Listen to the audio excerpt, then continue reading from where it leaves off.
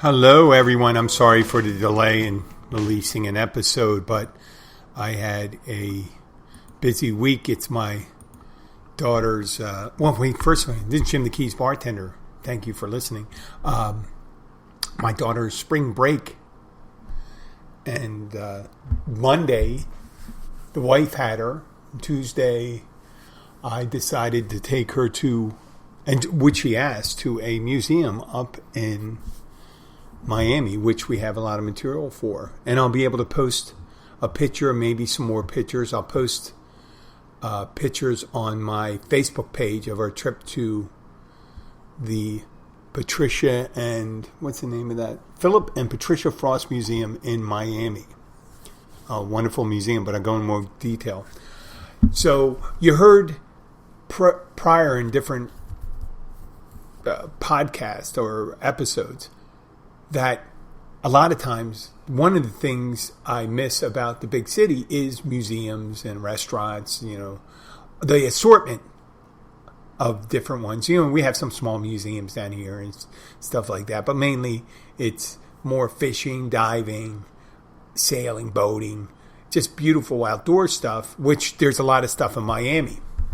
And it's funny with that because when I went out to Miami, we were in some places that looked like they were in some scenes from Something About Mary.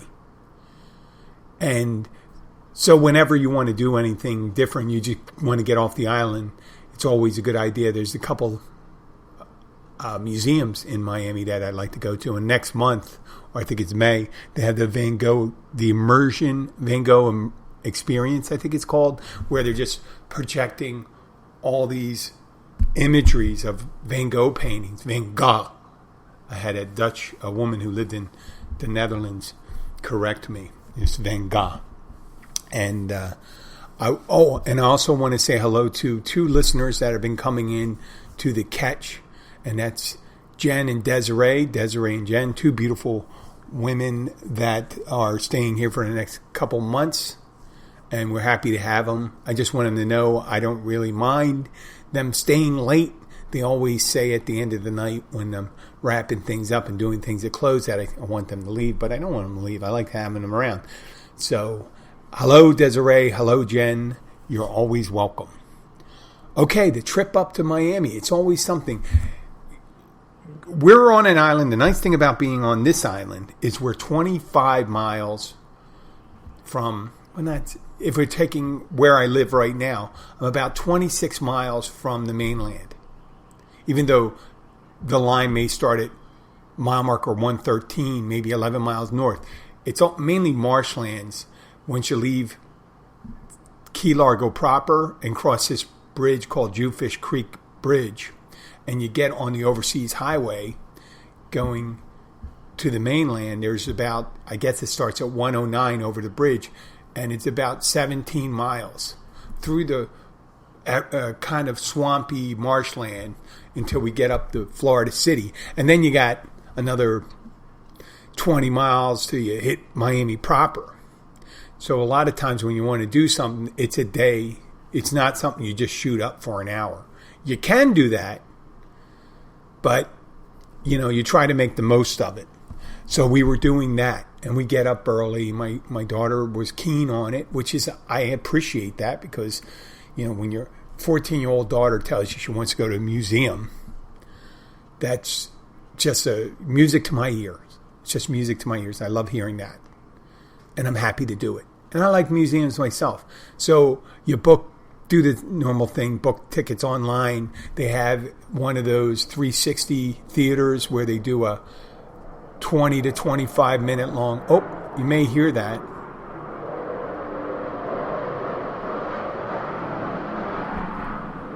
Listen closely. In the background, they're fighter jets that fly low and fast over the Keys, and I rarely ever get to record that. You may have heard the jet engine screaming over top. I have a problem with them flying over land. I don't really understand why they would do that, because we're just a long, thin strip, and they can just easily fly right over the water, because if there's a malfunction or anything when they're going a couple hundred feet over the land, they have to ditch. They may ditch into a populated area, which you can still, obviously, if you're right, just a mile over, it's easy to recover, and they can just crash into the water. I know they're doing it to protect us and stuff like that, but there's no reason for them to really fly low and fast over land, because most of the navigation and stuff like that is done by computers anyway. And I know there's going to be some guy that says, well, we got to do it. But there's a lot of these pilots, they live down here and they like to fly over and give a thrill to their girlfriends or their neighbors and stuff like that. There's one boat captain that comes in, he's in his 40s, and he's like a autistic kid, or one of his kids with Asperger's syndromes, about, maybe with trains. He's at one about fighter planes and stuff. He gets all excited, and he's in his mid to late 40s, and he sounds like a 10-year-old when he's talking about it. He says, oh yeah, he flew his plane over and stuff like that. So back to the story. So whenever you're going up to Miami, it's a minimum like an hour and 15 minutes to get there, hour and 20 minutes. And it's funny because they're doing a lot of work on the roads, and you never know what new ramp's going to be opening up. Just like a lot of different cities where they're growing, the highway system is convoluted down here. It's crazy when you get into South Florida. And the driving's pretty aggressive. Pretty aggressive. It's not quite like Le Mans, but you'd be surprised when you're driving up there. And they got the dedicated lanes for people that that have a Sun Pass, and that's the automated sticker that picks up the tolls and things like that. They have the double line lane, and if you're Sun Pass holder, you're supposed to be able to drive there. I don't know about the charging thing on that, because you don't see those registration devices that they use to pick up the Sun Passes, but you see people crossing those double lines all the time, solid double lines, which means something. Once you're inside those double lines, means you're not supposed to come out, but some people use that as an extra lane, and that's part of the thing you get with driving to Miami. On another note, once we got up there and when we came back, holy shit, if you listen to the episode titled Electric Cars or something like that I had about a year and a half ago, and I said it's the way to the future, and my co-host at the time said, no, it's not going to be as fast. No, it is that fast, at least here in Miami. There are a shitload of Teslas, and I don't know enough of the other cars to pick them up when I'm driving near them, but at one point we had 4 cars around us when we pulled off the highway, 4 Teslas, right within visible range, 2 in front, 1 on the side, and 1 behind us. And they're just all over the place. And there was one of those, one of my favorite convenience stores, Wawa. It grew up around Philadelphia, but they're a convenience store, and they actually personify the word convenience because you can get almost everything there. It's like a tiny grocery store. You can get lunch meat, you can get groceries, you can even get fresh produce. Yeah, that's convenient, right? 7-Eleven, you can hardly get anything. You can get a can of Hormel chili or something like that. Sorry, 7-Eleven. And you do have the Slurpees.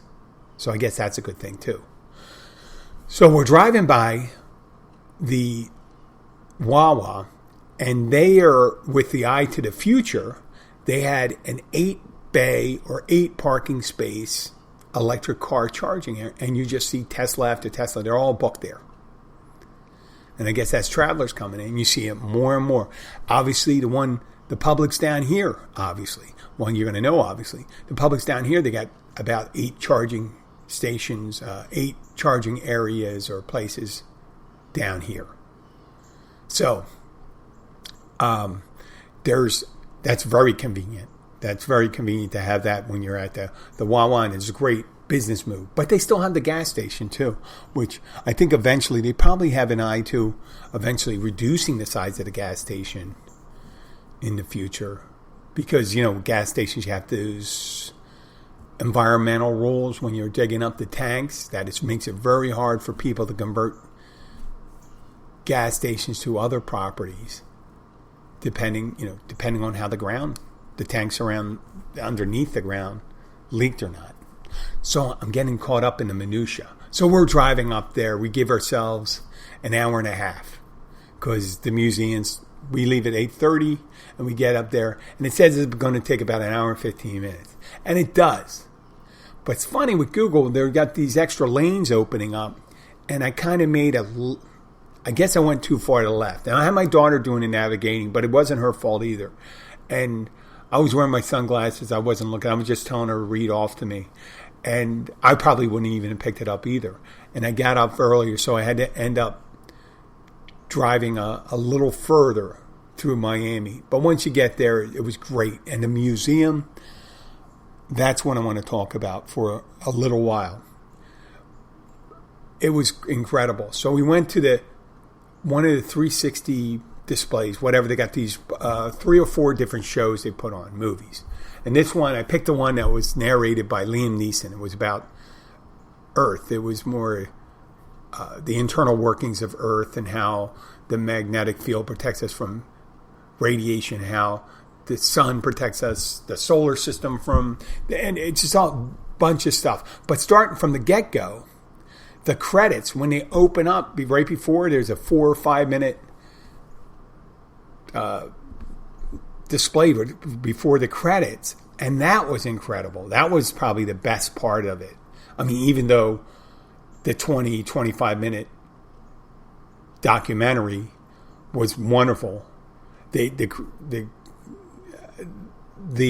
lead up to it was fabulous. So went in there, got there early. Another funny thing, I was parking in a parking garage underneath. They got reasonable parking, which is unusual. It was only $15 for, however long you want to stay, because you can just park there, and there's a lot of shit you could do down there because there's restaurants and it's on the bay. It's a beautiful setting where the museum is. It's right on Miami Harbor, or the Intercoastal right there. And looking out, the museum is half inside, half out. It's an aquarium and a technology museum showing natural sciences, human sciences, engineering, flight, sea life, the aquarium. And some of the aquarium displays are inside. They have big tanks and things like that. And they have outside tanks. It's not like a huge aquarium, but it's really fun because you got it outside. They incorporate the inner work is the inside and out. And even at the very top of the museum, on the 5th or 6th floor, they have a solar display, and they show you all the different things that can be powered with solar, using wind, solar. They had a device where you look through and you pinpoint the sun comes through, and you can look directly at the sun. It's a reflection that flashes inside the device, and you're going to look at the surface of the sun instead of looking at like some asshole looking directly at the sun. So we were there, and it was great. It wasn't a lot of people at the time, but you can see that they had to modify a lot of the displays, because the displays had they had more of a please touch museum thing for kids, so we can interact with the exhibits. And they had tons of the sanitizing things and wipes, and they were pretty good about enforcing people wearing the mask. Very good. I mean, excellent performing the mask. And if you're going to a science museum, it's kind of behooves you to probably be a believer in science, or you're just fucking wasting your time. You're thinking, I guess for some people, they're not into science. They think they're going to a magic show, And so during this, the whole thing, they had the exhibit for, like I said, they had the human body, which is really, really interesting. And they had a gravity one where they had 3 different chairs. And they show you the difference between gravity on the moon, on Mars, and on Pluto. So I think on Mars it was 1/3. On the moon it's 1/6. And Pluto was 1/8. And you put it on a chair, and it has a rope, and you can hoist yourself up, knowing the differences. This is how you can demonstrably show how much your weight is. So we had all these things, and there's kids running around and stuff like that. We had a wonderful time.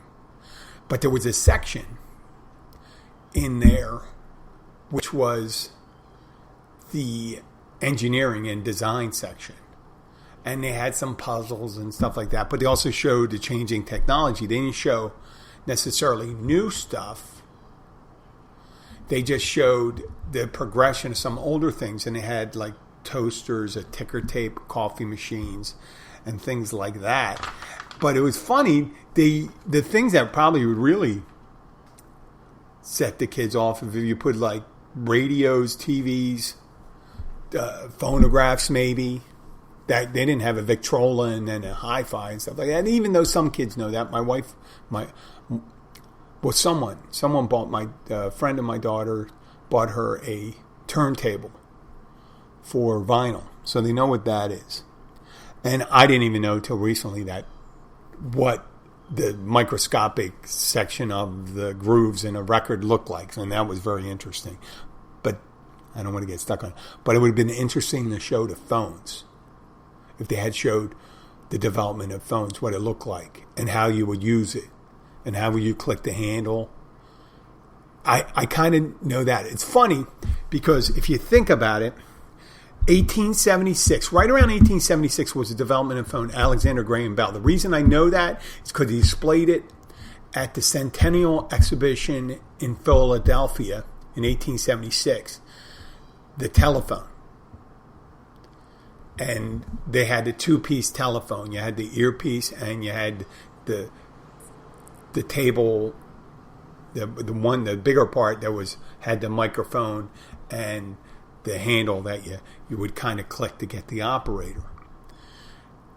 So you had that, and that went for, I remember seeing them in movies, and they were using those types of phones for 50, 60 years. Easy. I mean, they started having the ones that sat in the cradle where you had the headpiece and the microphone attached, like a classic telephone. But they still had a lot of people still had the two-piece phones going into World War II. And that's over 60 years. And then you had the quick progression of phones that went through, they were dial. And then I guess the dial phones came. I don't know exactly when they came out, but they used to have, the reason they had to have operators is they used to manually check these wires through there and stuff like that. And so you would talk to your local operator. They'd get you a national operator, connect you to that, and the national operator would send you to the area code that you needed to go to, and they'd get another operator would hook you up. And it was a circuit built by people hooking you directly into it. They actually plugged in to it. Not nowadays where people aren't really involved anymore.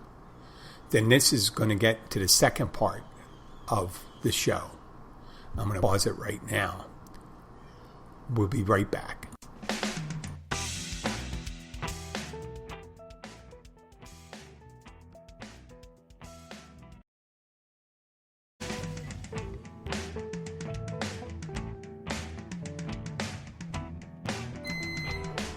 Okay, we're back. Wait, I'm going to pause this 1 second. Hold on.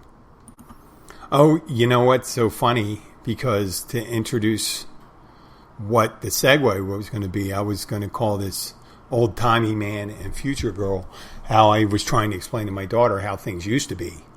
If you ever seen a YouTube video, there's a couple of them out there where they put a old style rotary phone and hooked it up. I think they could still work. There's no reason why they wouldn't on there. I think there's no reason why they wouldn't want to a regular wired line. And you'd leave two millennials or sub-millennials, whatever they're called now, whatever generation E or generation amoeba or whatever the fuck it is now. But they left the rotary phone. They said, listen, we'll give you this much time, make a phone call or offer them a financial benefit for it. And you see these kids kind of acting like monkeys trying to figure out how to use it. Hitting not how the rotary phone works. Like you would go to the number, and if you had to dial a number, they're not used to dialing the number too much. Who punches in the number anymore? Normally they'd look it up and they punch it. So sometimes I don't even know how to punch it in digitally. But I'd give them that. But then a rotary phone, just so in case you're listening, in case you're of the generation, if you ever come across that, go to someone's grandma's house and you need to make a phone call, you would start with the area code that you want to call. And in Miami's 305, and you would go in 3, take it all the way down to the metal, go to the 3, pull it to clockwise, all the way down to the metal guard that has a little curve in it. And that's where it stops your finger. And then you let it go. And then you go to 0 and do the same thing all the way around to the metal guard and let it go. And then you do the 5 all the way down and let it go. And you do it for each number. I know. It sounds like it would take forever to do it, but we used to be able to do it. And then they came out with push buttons. And obviously, you should be able to figure out what a push button. But in a lot of these videos, you see these guys, I don't know if they're play acting or anything like that, but they can't figure out how to use it. They don't know what it is. And it's always funny. You see commercials about older people not understanding technology. Right? Well, how about if they came out with a superhero that would show up when you can't understand old technology? Like, oh my God, there's a TV, there's no clicker. And there's no cable. I don't know if I don't know if there's any broadcast signals anymore. If you can get it with an antenna anyway, I think you can, television. But imagine that you'd have to go and dial it in. Radios and things like that. They have no idea. Forget about Morse code. You need an Old Timey Man. How about a crank on it to get an engine started? Old style car. There's a million different things. There's like an abacus. I don't know if they teach people how to use abacuses anymore, or how to add without using a calculator. An Old Timey Man would just show up and explain how to do it, because we're looking at the toasters, and the toasters look kind of convoluted. The original first attempt at making an electric toaster seemed like, why the fuck are you even making it? It had the coils on one side, and you lay the toast on either side, and it would cook one side, and then you'd have to flip it around. Well, you could just do that in a pan. I mean, you never made toast, and you can make toast right in a pan. You make grilled cheese. No, I never really understood that one, but that would probably give it a thing. Or giving someone sometimes a can opener. They don't know how to use a can opener. Use a bottle opener. Well, bottle openers they should be able to use. That technology didn't change. But the telephone thing, it would just show up when there's a rotary phone and say, well, how the fuck am I going to call the cops? How do you get 911 on this thing? I mean, was there a 911 on a rotary call? I don't even know if they had it. They may have had a long number on it at that time. But it would work by dialing 911 if the phone, I think the wiring still is the same for a landline phone.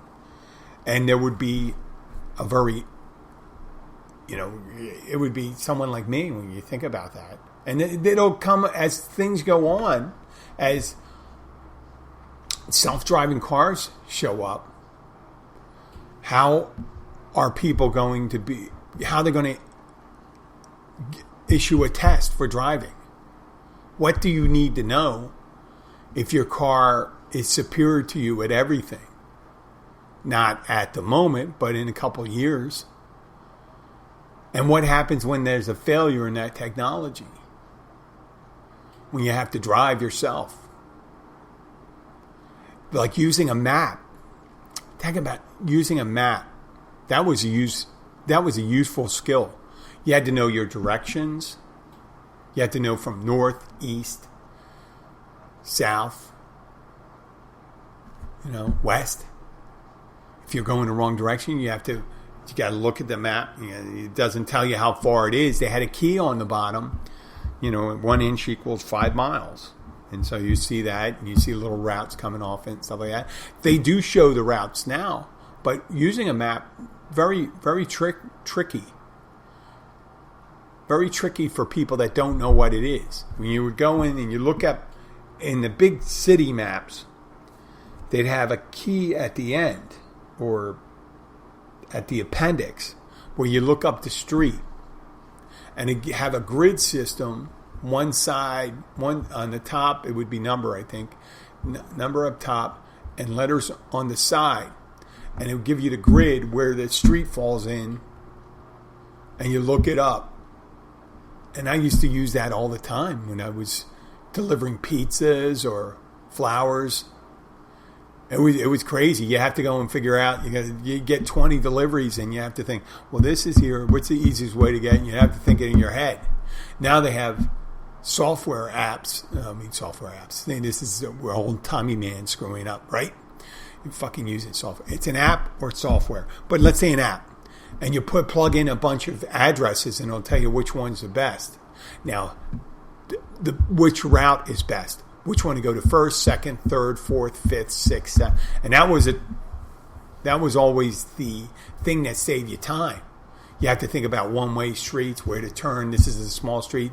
This street at this time is going to be a shitload of traffic. So you had to gauge that stuff in there. How about cooking? Prior microwave, it's funny, that microwave thing I had a problem with right there. I was cooking. It was something I had to cook for 9 minutes at full power, and then half power for 21 minutes. And for years, I would never adjust it. I would just do it on the full power because I really didn't know how to do it. Or to use the defrost thing. How much meat, if you're defrosting 2 pounds of chicken, frozen chicken, and you put that in, you put it the poultry setting, and it does it for however long you're going to do it. Well, I put it in for 21 seconds. It's supposed to be 21 minutes at half power. That's why I was gauging my stuff. But the nice thing about this Old Timey Man, I have my foot in the future too. Maybe I don't have all the stuff, but I do understand. I'm accepting of the technology. I'm not a Luddite. A Luddite is someone who harkens back to old times and say, well, you don't need anything new for this. This is perfect. You don't have to prove on this. And you would say that if you're a dirigible pilot, like a Zeppelin pilot. Oh, well, you don't need an airplane. We got Zeppelins. They're great. They go up to 60, 70 miles an hour. But you got to be careful, that it doesn't blow up, because we do have explosive gas in sea, and we can only carry so much. And, if it's windy, oh, fuck, man, you're going to have a hard time landing this sucker. Because we're big. They said that about that. They said it about, not the telegraph. The telegraph was there, but when the telephone, people say, well, telephone, I don't see how that's going to be useful. Who are you going to call? There's no one else has a telephone. Well, eventually, it's just like they said about electric cars. Where are you going to plug it in? How are you going to go? How are you going to go across country? Well, now they're over 300 miles, or on their way to 500 miles, the charge. That's pretty much like a gas. That's a tank of gas. And they're getting the full charge in under 30 minutes. And I'll tell you, that's going to drop too. So it's happening. I saw it on display there. That's just one of those things. But then every so often, there's going to be something where you need someone that knows how to work this. Like, what the fuck is it? For navigating. Oh my God, a sextant. You get a map of the stars and a map, and you have to find out what the position of this star is at this time at this place. And you get the azimuth, you get the height, and you could tell where you are. And then people knew how, that's how they used to navigate. And then when long-range radio signal came about, they had Loran.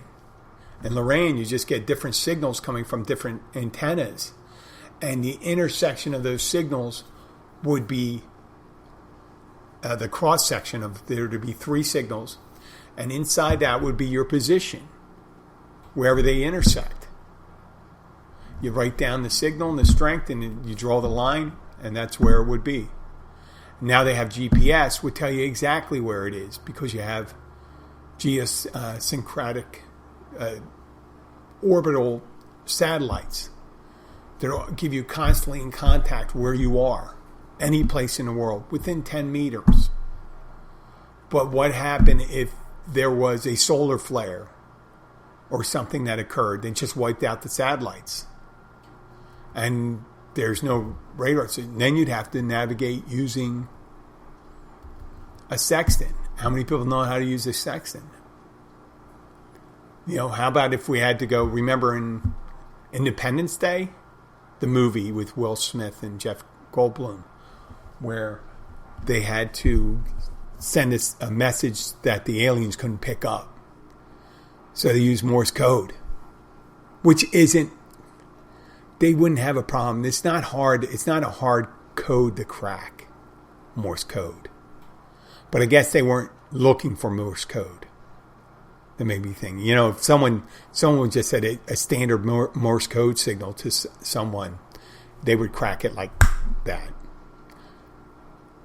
But you'd need Old Timey Man to show up to be able to read the signal, right? Because who knows that? Or semaphore. Semaphore was the one holding flags. They signal ship to ship. There's all sorts of Old Timey Man. Old Timey Man would have to, if he had to replace a tube in a television. Years ago, they used to have this big device. It looked like a lectern, a podium. But it was for testing tubes for radios and televisions. And people would take them into their hardware stores and they'd plug the tube in to see if it was good. And if it wasn't giving the right reading, they know they had to buy a new tube and then go and replace it. And then people used to do that shit all the time. I mean, there's still people that work on their cars and know how to do shit on their cars nowadays, even with the modern cars. I was able to change a light and change a belt, one of these accessory belts in my last vehicle. I don't know if we do it in this one, the current one I just bought. But there's a lot of things that can. I don't want to mess with oil. I hate having to reset the tire pressure monitor system because you got to hit the button, release the air at the same time to make sure it's gauged right. So, Old Timey Man, that would be like a 21st century thing. And I'll show you how to make bread from grinding wheat and using all sorts of things. You have Old Timey Woman too, having to churn butter. I mean, some people, survivalists, know how to do shit like that. But it doesn't. And years ago, like I said, everyone used to be, when I was in my high school year, my last year of high school, I had some problem with my car. It was kind of puttering out. My dad gave me a little kit to rebuild my distributor. And we just go in and you get a little Chilton's manual, open it up, and you fucking get that. All right? You open it up and tell you how to do it. You rebuild, soak all the parts, put it back. Well, it's almost time to end of this. I want to thank everyone for listening. I'd like to thank all the visitors that are down here. We are doing great down here. We are at capacity. I'm sorry, the prices aren't normally like this down here. You see the hotel rooms are expensive. They will slow down. So remember, we're still a great place to go. So when it eventually drops off here, you'll see it in the pricing. And if you're watching your budget, that's the time to come down too. I'm not telling people not to come down in busy season. We just like the idea of keeping as many people down here as possible. That drives our business. I know some of the locals that aren't in the business don't like it, but I love it. And if you are in Key Largo at mile marker 102 Oceanside, please come to the Catch Restaurant and Bar. They're open for lunch and dinner Monday through Sunday, every day of the week. And they have great specials for lunch and dinner. Monday through Friday, they have a happy hour from 3:30 to 6:30 with great prices on food and drink. And on Saturday night, you usually have live entertainment. So if you're in Key Largo, near mile marker 102, Oceanside, stop in, tell them the Keys Bartender sent you. And if you like the show, please share it with your friends. If you have any questions, please send me an email at jim@keysbartender.com. Thank you very much and have a great day. Let me put some music on for you. Do you like this?